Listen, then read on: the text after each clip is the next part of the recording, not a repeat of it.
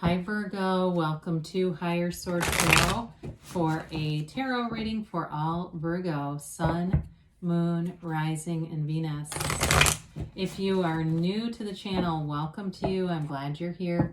I post new readings every Friday and then again on Monday. So if a reading doesn't resonate, you can always check back in a couple of days and watch a new reading. You could check other parts of your chart for a more complete energetic profile, or even look around on the Monday readings because the format's different every week. It's I've got a pick a card reading I do, a love reading, there are general readings, all kinds of stuff going on. I thank everybody too for your support, just even watching the readings, but of course, every time you hit that like button and subscribe, I do appreciate it. And if you like tarot and you like this channel and you haven't subscribed, I'd love to invite you to subscribe to Higher Source Tarot. All right, let's get the advice for Virgo, Sun, Moon, Rising, and Venus. What messages do you have for Virgo, please? What does Virgo need to know, please? Okay. All right, so we will begin here with the tarot, and then we'll have the angel answers. Oracle cards here too. All right, you've got the King of Cups, the Five of Wands, the Nine of Swords, the World, the Lovers, the Eight of Wands, the Tower, and the Ten of Swords. You got the Nine and the Ten of Swords. Well, it's showing some kind of a conflict in a relationship, but there is real love here. If it's not a relationship and it's a work thing, because it can feel like it's your life's work. Okay, so when you talk about love, it may be your own passion, drive in terms of a commitment there, but there's definitely a conflict in moving that forward. But it's one of those things that it's a breakdown for a breakthrough. And so even if there's an issue, it doesn't mean that it has to end the entire relationship, but there's definitely stress here. And so part of it is getting yourself centered, especially with this King of Cups. When we look at this, you've got beautiful elements here, and it's really about working through something. It's important to you, though. I will say that. This is not a unclear energy, like, well, it's just a relationship that I wasn't too serious about. Now, for some of you, it's almost like it's the relationship with yourself, and that's the biggest part of this with this King of Cups. You've got, before I get into this, you've got Gemini here, so for sure, if you're dealing with a Gemini, they're here. You do have air and fire here and water too, but with this King of Cups, there, like I said, it's self-investment, it's self-improvement, and everything begins with you. And it all begins within. It's not about what we want as much as what we are. That's what we'll get. What are we? And so for somebody here, the Tower represents that interpersonal corporate raider. And there might be something about you, and this is not a criticism at all, but there might be something about you where you're hanging on to some limitation. And it's really time to let go of it, because you're manifesting things around you that are making you uncomfortable. And although, that's not necessarily negative either, because sometimes we get uncomfortable, and that's when the real journey, the next part of the journey begins. We get pushed into something, but there's definitely maturity and depth here with this King of Cups, and there's a very loving energy here. It does feel like there are people around you who want to be of help, that want to really help you move forward. So it could even be a mentor that shows up if it's a work-related thing, that there's I get somebody sitting down and meeting with them and just kind of getting their advice and talking through some things, and it's very helpful. So with the Five of Wands, it does represent some low-level drama, and it can stay right here. It doesn't have to get any bigger than this. That's the good news. The Five is all about change, and it can be about seeking new adventures, and I do see, for some of you, there's travel involved here, and it may be a long-distance relationship, and that might be the conflict. Or it could even be as simple as somebody you're in a relationship and you're having a conflict about traveling. I also get that for some of you. But with the Five of Wands, it is a card too of keeping things in perspective. You have that a few times here, even with the Ten of Swords. It's like supposed to be a very dramatic card, and part of that is an indication that it's being overly dramatic about something. So if you do it to be funny, that's one thing. But if it's like, and I don't know if you've ever known somebody, it could be somebody around you too, where they do this. They're in this constant anxiety mode until they get something they want, and then they can just seem to turn it off. Have you met one of those before? Maybe somebody like that around you too, where they can be toxic because they can control it. Okay, it's not somebody who's not able to manage it. It's intentional. There's an attention-seeking component to it.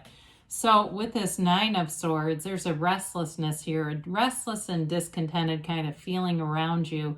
And again, it may be a different person, and it may not actually be you. It's just somebody who's influencing you, or they're having an influence on your life to some extent. But with the Nine of Swords too, it is a card of the end of a cycle. It's coming out of this restless energy. I feel like you always get justice, or you get it a lot. And it's sort of that putting your foot down. And some of you just may be very gracious people, and people around you see that and want to take advantage of it. It's the person that calls to vent, and they take up an hour of your time, and you ask them in a week how things worked out, and they don't even remember doing it, that kind of thing. So for some of you, it may be that. And as we get into the reading more, I keep feeling that more and more. I had somebody do that with me a couple weeks ago. They called and said they were worried about this email they got at work on a weekend by a board member, so not an employee, wanted to talk to them. They had called me and 10 other people. I'm not kidding you. And I said, look, you've now contacted a number of people, 10 people. This person who sent the email has no idea it's ruining your weekend. Guess what? Never heard a follow-up. They never told me what happened. So to me, it tells me it was irrelevant. It was nothing, but they made it into something. So for you, with the World here, it's letting go of any restrictions. It's complete freedom. This is nirvana. It's being in a place of feeling the ultimate success. And so in a relationship, you may work through something, and this is where you come out. It's like coming out on the other side. And she dances in that wreath of victory. So do allow that to be your reality. Allow the world to be the place where you reside. You don't ever have to leave this energy, by the way. You can stay right here as long as you want. There's no spiritual laws that say you got to get kicked out of the arena after a while. You can live here. So the wreath too, by the way, it's a portal into the divine. And so it's interesting because you have it here too with the Archangel Raphael here over Adam and Eve. So Adam's the conscious mind, Eve is the subconscious, and it's all connected to the divine, okay? So it's all about connecting to that divine energy through meditation, quieting the mind, and being in the place of that serenity, and that's how you can make the choice, because there is an obstacle here. It's a choice about something. And so with this, though, you come from this place of source energy. So you're making a choice that's going to be the right choice. When you're in the energy of source, you can't make a wrong turn. I once had somebody make a comment about, what about rapists and murderers? They're not in alignment with source. They're completely out of alignment. This is not them. This has nothing to do with them. This has to do with you, and you're on the right path here. So with the Eight of Wands, you do get communication here. And I do feel like with this Eight of Wands, it moves things forward.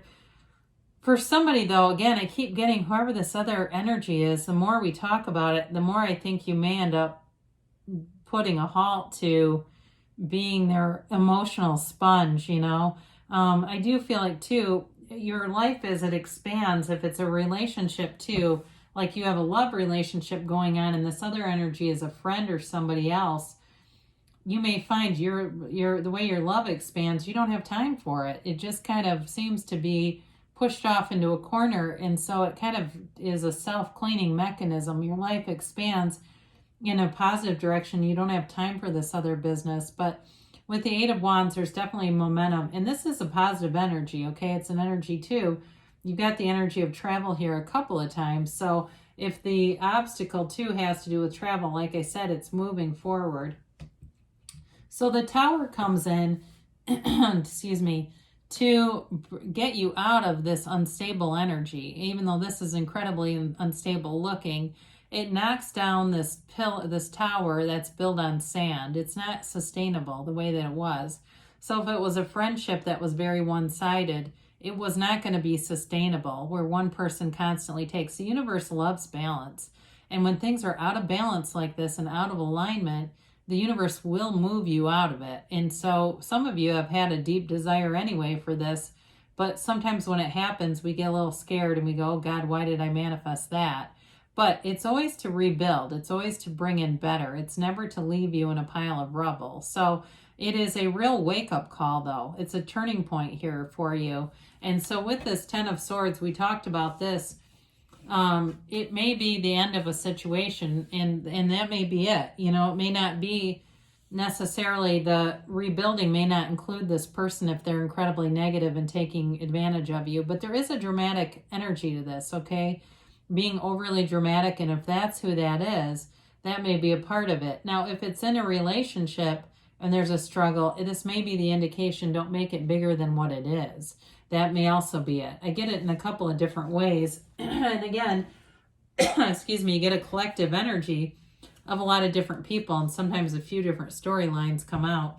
But that's why the cards are so they're fun, they're wonderful, they're beautiful, because they can go in a lot of directions. It's just a matter of aligning with the energy. So let's see what the angels have to say. Now, for some of you, if the travel plans have changed, I am getting this, so I'm going to talk about it for a second. It may feel really disappointing at first, but something better comes out of it, okay? So I do want to say that too, because I get that too, that it's like there's something with that. It's almost like 3 different stories coming out. You've got peaceful resolution, so we like to see that here. Listen to your intuition. So we talked about that quite a bit in the beginning with the King of Cups. Helpful people, wonderful. I mean, there's something positive here. And there may be information that comes out with that 8 of Wands, and that's part of the helpful people. You're ready, they say. And you've got a yes. So good things are on the way for you, Virgo. I love you, and I'll be back again soon.